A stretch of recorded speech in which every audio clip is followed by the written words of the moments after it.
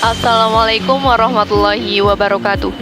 Perkenalkan, nama saya Ruhwiatul Adawiyah, nomor induk mahasiswa 857652589. Pada kesempatan kali ini, saya akan sedikit menjelaskan tentang bagaimana pembelajaran ilmu pengetahuan sosial yang kreatif, inovatif, dan menyenangkan.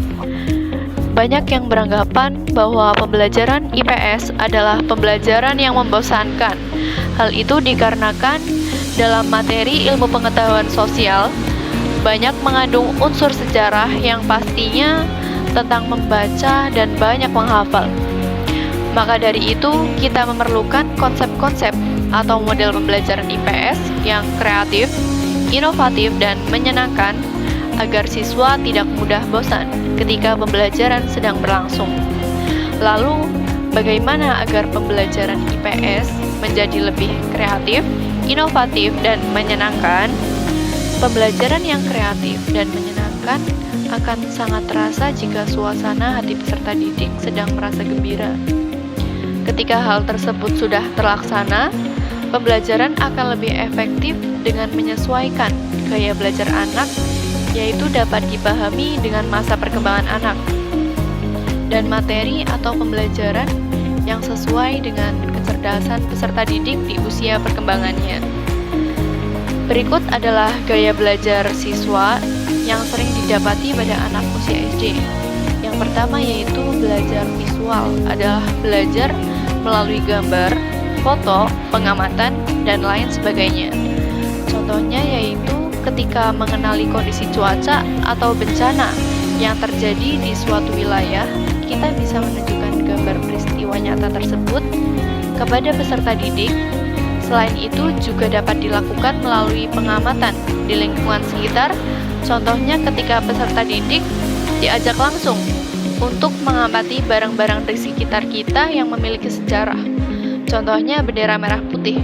Selain itu juga kita dapat mengajak peserta didik untuk mengamati museum-museum yang ada dalam sejarah tersebut. Yang kedua yaitu auditorial, yaitu belajar melalui suara atau musik. Hal itu dapat diterapkan ketika kita sedang menghafal sejarah terjadinya Bandung Lautan Api atau sejarah sebenarnya yang terjadi dalam lagu Bandung Lautan Api. Kita dapat mengaitkan dua hal tersebut agar peserta didik lebih mudah memahaminya.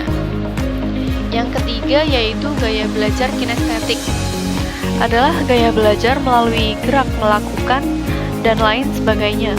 Contohnya itu kita dapat melakukan pengamatan ketika kita menjumpai materi pembelajaran interaksi sosial. Seorang guru dapat mengajak peserta didiknya untuk mengamati aktivitas di lingkungan masyarakat seperti pasar dan menjelaskan apa saja yang terjadi dalam kegiatan di pasar tersebut. Selanjutnya yaitu model pembelajaran inquiry. Mengapa seorang guru harus mencoba menerapkan model pembelajaran inquiry? Karena pembelajaran inquiry adalah salah satu cara untuk mengatasi masalah kebosanan siswa dalam belajar di kelas, karena pembelajaran inquiry menerapkan proses belajar yang terpusat kepada siswa daripada kepada guru, sehingga dapat menekankan peserta didik pada belajar secara individual sebagai alternatif untuk mengembangkan kemampuan berpikir peserta didik. Langkah-langkah pembelajaran inquiry yaitu yang pertama, merumuskan masalah. Yang kedua, perumusan hipotesis. Yang ketiga, definisi istilah. Yang keempat, pengumpulan data. Yang kelima, penguji dan analis data. Yang keenam, menguji hipotesis untuk memperoleh generalisasi dan teori. Yang terakhir, yaitu memulai inquiry lagi. Selanjutnya yaitu model-model pembelajaran ilmu pengetahuan sosial. Yang pertama yaitu keterampilan berpikir kritis. Berpikir kritis adalah berpikir secara beralasan dan reflektif dengan menekankan pembuatan keputusan tentang apa yang harus dipercaya atau dilakukan. Hal tersebut menekankan pada bagaimana membuat keputusan atau pertimbangan. Tujuan berpikir kritis yaitu untuk menilai suatu pemikiran, menaksir, mengevaluasi, atau praktik dari suatu pemikiran dan nilai tersebut. Berpikir kritis dapat mendorong munculnya pemikiran baru.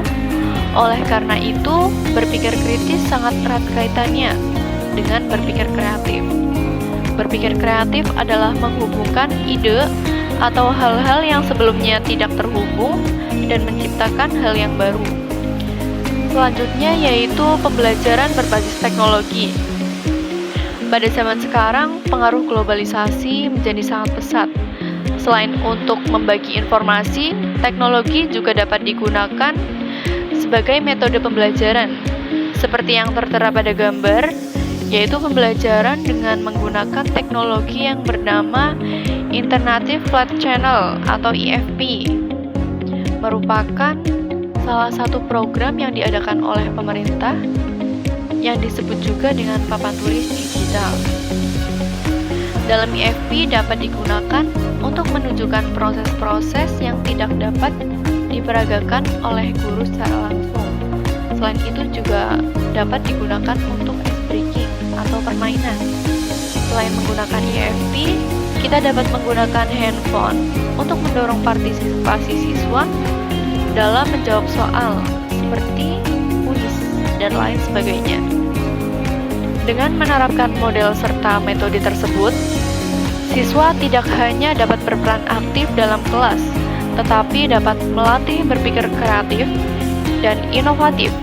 Pembelajaran yang menggunakan metode yang beragam secara tidak sadar dapat dipahami dengan mudah, dan suasana belajar menjadi menyenangkan.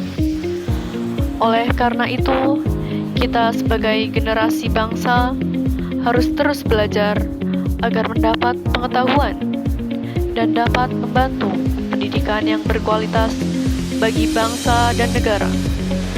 Terima kasih. Wassalamualaikum warahmatullahi wabarakatuh.